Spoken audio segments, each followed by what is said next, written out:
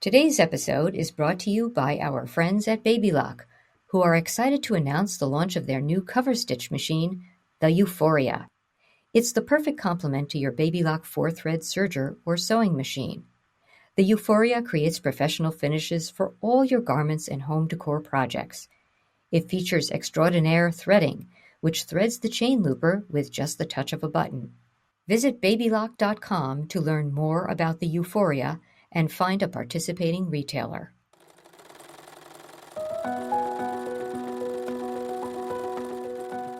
Welcome to Sewing with Threads, the monthly podcast by the staff of Threads Magazine. I'm your host, editorial director Sarah McFarland, and I'm joined by our senior technical editor, Carol. Hi. And our special guest this episode is Doris Raymond. Hi, Doris. Hi, everyone. Hi. Doris is the owner of the renowned Los Angeles vintage boutique, The Way We Wore. She has become known around the world as the fairy godmother of fashion inspiration. Doris has worked with designers from high fashion as well as mass market labels. The services she provides include supplying prints, embellishments, embroideries, applications, and other esoterica related to fashion and fashion history for inspiration. Details culled from her collection have shown up on runways from New York to Milan. Doris also works with costumers for film and television. She has supplied many a lauded costume picture with her rare and precious pieces. She has also made a significant impact with museums, private collectors, and high-profile individuals with her valuable one-of-a-kind items.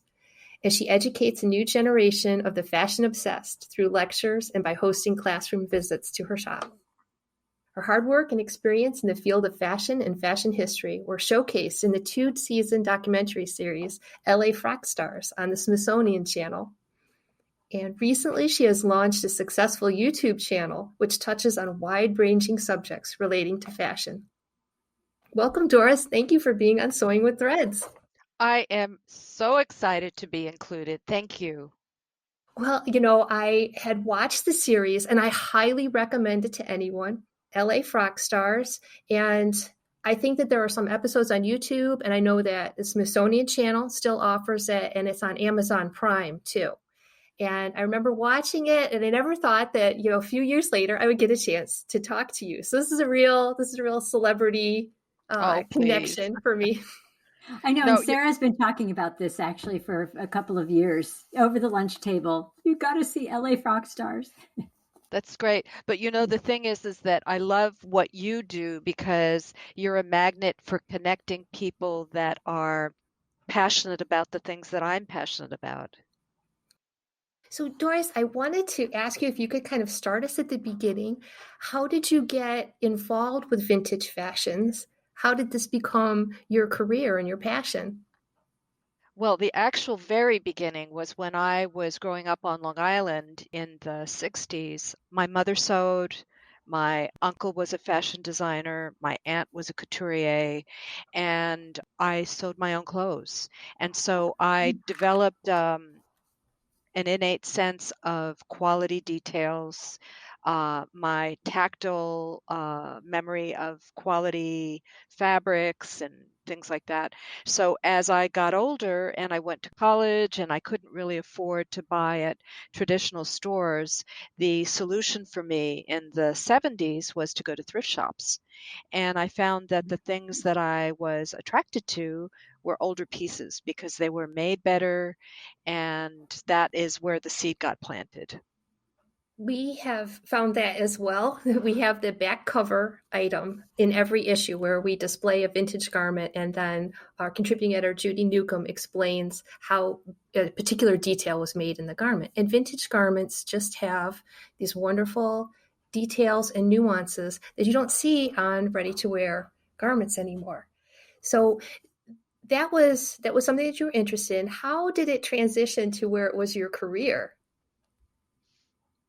Well, I don't know if you saw Slumdog Millionaire, that film. Mm-hmm. I love that film because it is an excellent example of how things that are just nonchalantly part of your life can translate into big bucks down the road, right? And in my case, when I moved to San Francisco in the 70s, I, believe it or not, sold encyclopedias door to door. And my nickname was Door to Door Doris. And we traveled all over Montana, Idaho, Washington, Oregon, Nevada, Utah. And whenever I would be in these places, I would check out their thrift shops. And gradually, I accumulated a lot of stuff. And I had to move from a 3-bedroom flat to a studio. And going to the flea market to reduce my volume, I saw that I could make money on the things that I bought, and that's how it started. And I know your first store wasn't in Los Angeles, was it? Correct. It was in San Francisco? Yeah, in 1981. And how did you come up with the name The Way We Wore? You know, I feel like I'm so blessed. I had to apply for a secondhand dealer's permit in San Francisco, and I had to have a name.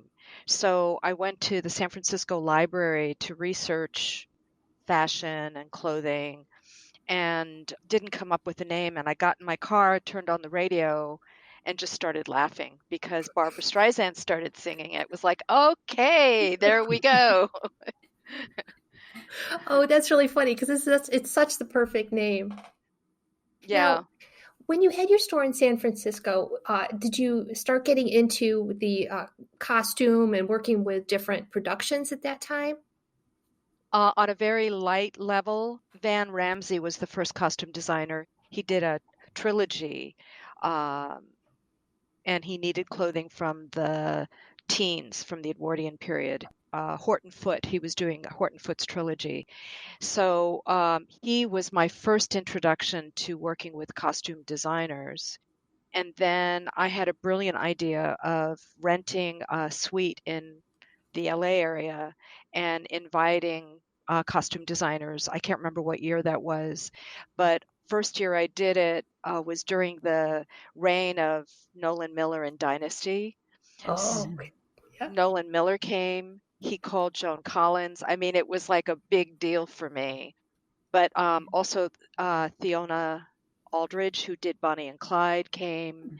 And I thought, you know, I could see supplying costumes to the film industry on a larger scale.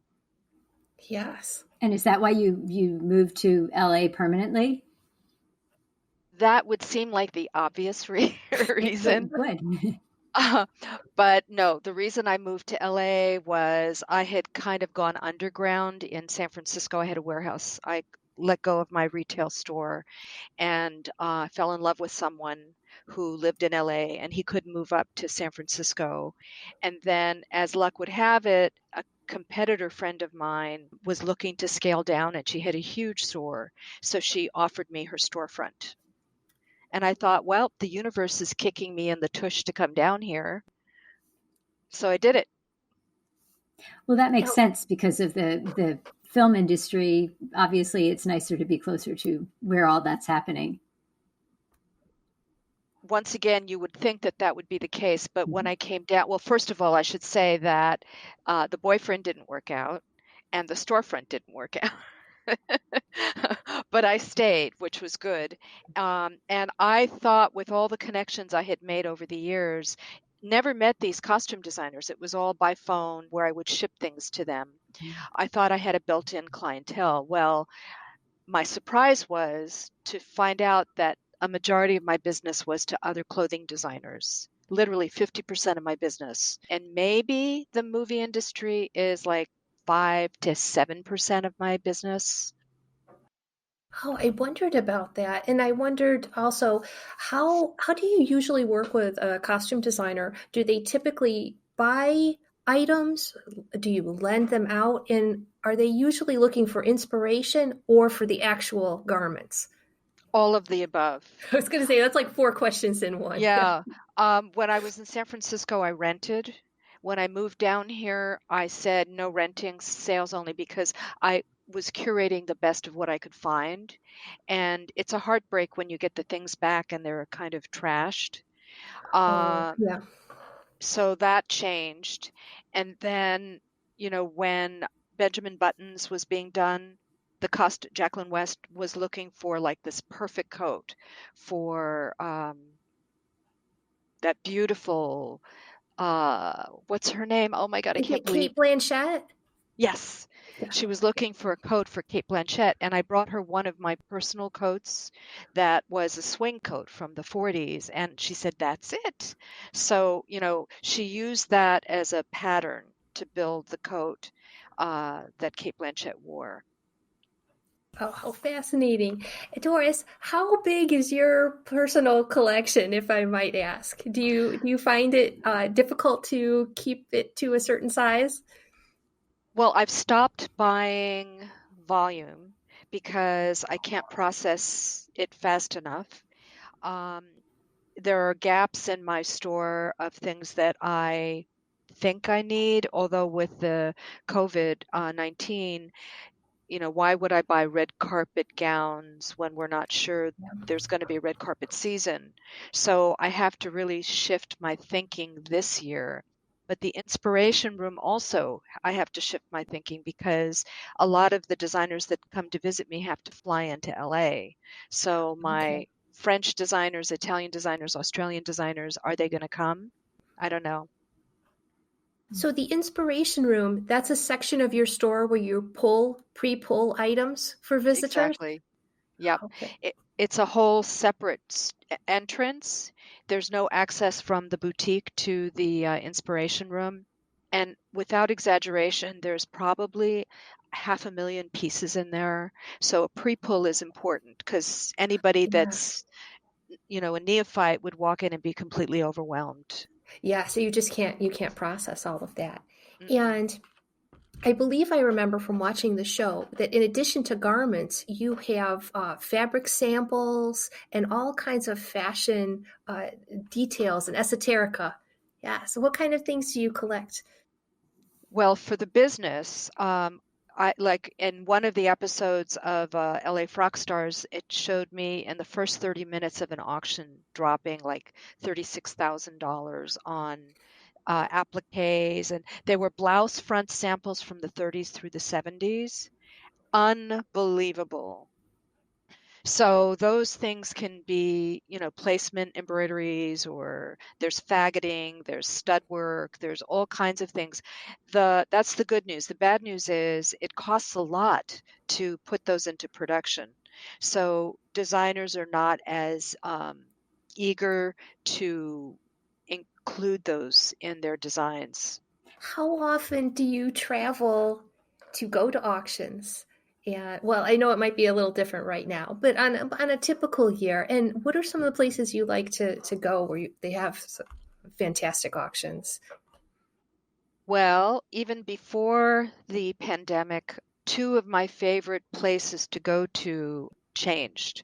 One retired, which was Whitaker Auctions, based out of Philadelphia, and the other changed locations because of an illness. So really, the only place in this country that I go to now is in Chicago. That's Leslie Hinman Auctions. Um, the auctions overseas are fast and furious, like in Paris at Drouot, and in London, Kerry Taylor auctions. But I'm not the Bank of England, and I'm exercising self-control. So yeah. Doris, do you have a special cataloging staff who deal with all of the items in your inspiration room, and I mean in both places, really? Is that you? Yeah, it's right here. um, no, I have one staff member who's helped me put I call them Sleeping Beauties, and you'll see there's an episode in one of the YouTube episodes and it shows this beautiful Balmain haute couture. My haute couture pieces are in acid-free boxes, and he's helped me with that. But for the most part, the store, we barcode what's on the floor to sell. Next door is not inventoried. It would take a lifetime, and I'm old, and I would rather sell it and retire. Well, Doris, we're wondering if the designers have changed over the years who come to visit your shop and your inspiration room. Well, I would say that the designers haven't necessarily changed, but their companies have. When I first opened, a design team of maybe 4 to 6 people would come, and over the course of 3 hours, they would pull like 2 salesmen's racks of clothing and spend, 5 figures, no problem. And now the 2 salesmen's rack, they have a dialogue. Oh, we did that 3 seasons ago. Pull things out. And they get down to maybe 8 pieces, which is a heartbreak. Is that because just the way the fashion industry is right now, they're not creating collections that are as varied? No, I think that they're tightening the budgets. Okay. And Doris, you had mentioned that like some of the samples you bought for the inspiration room have you seen a change in the designer's approach to details? Are they less interested in details that might make a garment more expensive or more time consuming to create? Well, to answer that in present time is difficult because I haven't had that many designer appointments this year for obvious reasons. Sure.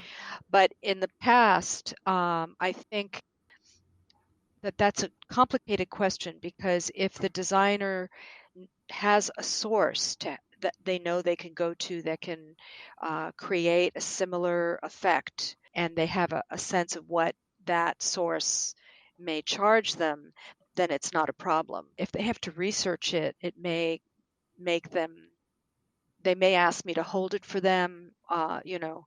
That's not a simple question. Sorry. Oh, no. It's fascinating to find out all the work and the detail that goes into this. Yeah, I've wondered if there been periods of fashion minimalism where you just don't see as many designers coming in, or is there always somebody who wants to get their hands on these great old pieces of information and inspiration? I think that if minimalism, which is something I think we're going to probably see happening in the next couple of years because of the way the world is, but if you flip through any fashion magazine, you can see every period of inspiration represented. So I feel like everything from cars to architecture to paintings to clothing, everything is inspired by the past. I was going to ask you if you were currently or if you anticipated any particular decade influencing upcoming fashions, but it sounds as if you're seeing multiple decades influencing fashion. Would that be accurate? Yeah, I think always.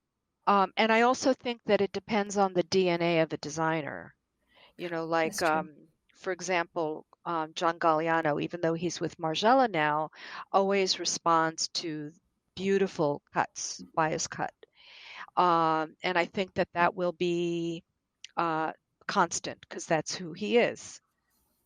Doris, in your collecting and in your purchasing, I guess it's a twofold question. I would love to know the designers that you are very drawn to personally to collect, and then maybe some of the designers that you found to be more commercially appealing to the people who shop at your store. That's an excellent question. So what I am drawn to, I can't afford. I know the feeling, absolutely. And it's really more because I look at it as art as opposed to wearable. So, for example, I went to Paris to see the Poiret auction. I believe that was 9 years ago.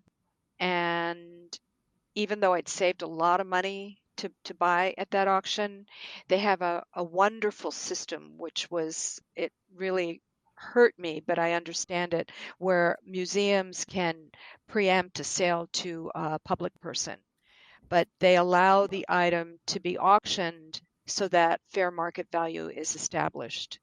So let's just say, hypothetically, something hammers at 10,000 euros. You hold your breath, and if you don't hear preemptive, then you know you got it. But if you hear that, then a museum has gone in and swiped it from you. Oh, Yeah, so I lost quite a few Poiret pieces, but a dream for me would be to get a Charles James ball gown. And that's a dream. The last one I think went for over 100 grand. did you get to see the show in New York a few years ago? I did twice. I cried. Yeah. Very beautiful show. Right. Yeah. And then as far as customers and what I think there's a constant. People identify with the bohemian style. So 70s, I think, will always be a popular. Um, Young people who have terrific figures go for the 60s, like mini dresses. And then there are subcultures. So rockabillys, for example, love the 50s. So, I try to find things that talk to me for detail, print, whatever. Doris, has it become more difficult to find quality vintage pieces, or do you think that people are aware of the value of these pieces now? Well, I think it has become more difficult because once something is brought to the front, comes out of the closet and is sold, people don't let go of them again. They stay in a person's That's true. closet. So that's one thing. But, quality survives and transcends time. And so that's actually, even if it may be more expensive, it's a smart way to spend money. What was the second part of your question? I'm sorry. Oh, I was thinking that, of course, as the pieces, as we move forward, the older pieces are becoming older. But then again, I was thinking that perhaps in the past, there was not this appreciation Mm, of the vintage garments. I don't know if in the 60s and 70s they were looking at the garments from the 30s, 40s, and 50s and saying, we need to preserve these, or I want to wear that style again. I mm, think that this sort of multi-decade fashion approach to me feels new. It was not something I was aware of when I was younger. mhm. Yeah, I think that vintage clothing became mainstream maybe, I don't know, 15 years ago. And it was a slow process because you get someone like Renee Zellweger wearing a vintage piece on the red carpet, or, Julia Roberts, or, any number of people. And so that kind of cracks the door open a little bit. Um, but it's also understanding people like to make a personal statement when they wear unique things. And certain people like to be a member of a certain tribe, so they'll wear things that say, I'm rich, I can afford to buy this. So, but in this, and I'm not talking about vintage clothing, I'm talking about buying, like, let's say, a Chanel suit or Chanel purse. Yeah. Uh, I don't understand that type of thinking. I'm not saying it's wrong. I'm just saying it's not who I am. But between the Antique Roadshow and eBay, and various other ways to get the Pinterest boards, to get the word out, people are educating themselves.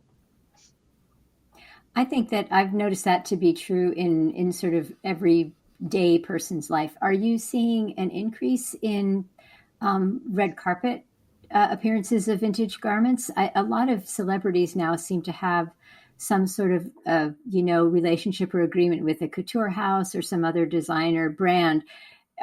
Does that take away from their desire to do vintage? It depends, because they may make a deal where they'll wear the item by Versace, let's say, and they'll say, when they're asked, "What are you wearing?" They'll say Versace, but Versace has to pay them. So I Right. can't compete with that. And Although I will say that there's a new organization, nonprofit called RAD, which is a way to generate money for charities, the pet charities of celebrities. So it's morphing into something better these days. I think the red carpet is more interesting when people are, expanding away from just what came out on the runway recently. Really, it's nice to see some of the older pieces. And you mentioned Renee Zellweger and Julia Roberts; those iconic dresses that people really know still to this day are something that we would like more of. Great. Well, I hope they see this episode and take your word. I don't think they're listening to me, but Doris, when I typically shop for vintage garments, I'm frequently disappointed in the size range. Is there a reason that you know of that it seems like many vintage garments are in quite small sizes? I feel as though I encounter that, but I don't know if it's maybe just my perception. No, I think you're right in your assessment. I think that there's two reasons for that.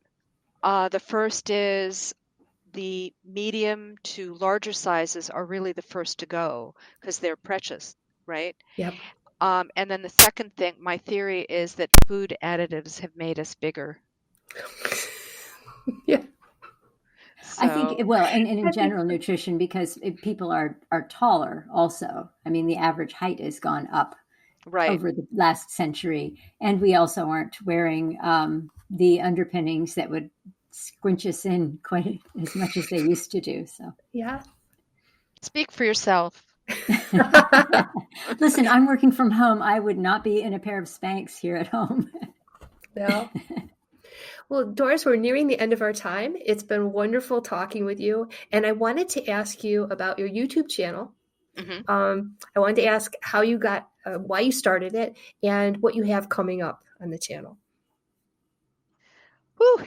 Okay, the YouTube channel was started by a suggestion of two of my employees because they witnessed every week, every day, people coming in from around the world who said, "We love LA Rock Stars. When are you going to do another season?" So we thought we had a built-in audience, and it turns out we do, or we did, and we do. Yeah. Or is it The Way We Wore? Is that the channel name? Okay. Yep.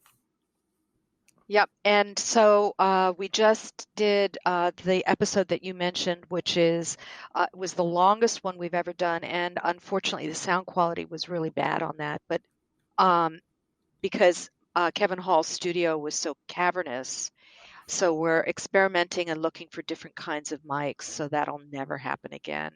And in fact, I'd like to interview Stacia Lang, who I know you know. I adore her. Future episodes, one that we talked about doing is names of quality vintage clothing that some people are not familiar with. So if you're hunting, you may be bypassing some treasures. Then pieces from my collection in the acid-free boxes, like I have a large collection of Fortuny. And what else? Oh, from the Frock Stars episode, there was this, I haven't asked him yet, but Sir Keith Holman, who is pretty amazing. You may want to do an episode with him. He worked for a company that did contract work for other designers in the LA area. His company created the prototype of Michael Jackson's glove. Oh, okay. And he has that prototype, which is pretty cool. And I mean, there's so much here in the LA area to cover. Yes, you have so many wonderful garments in the store, in your collection.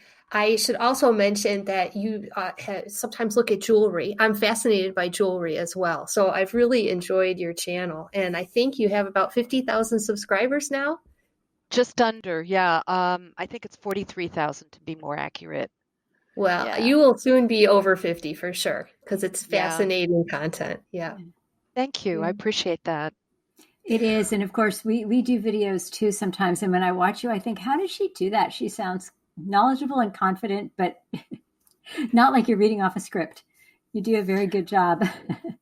Thank you. Well, we do the research like 2 the day before and 2 days before, so it's fresh in my head for now. But as I get older, it's not as easy. You only have to do it once. Yeah, that's true. And Doris, what do you have a frequency for when you release videos? Is it approximately weekly? We try to release them on Thursday, noon to 3-ish time frame. But it's a lot of work, the post-production, as you well know. So, we'll see. Well, I think it's laudable to share all the information with a wide audience, and I really urge everyone who's listening to check it out. The content is wonderful. Thank Doris, you. thank you for so much for being on the episode with us. Thank you. I loved it. Thank you for listening. Follow Threads on social media and visit threadsmagazine.com to view show notes for this episode. While you're on the site, check out Threads Insider, our online membership with exclusive access to expert sewing techniques. Until next time, keep on sewing with Threads.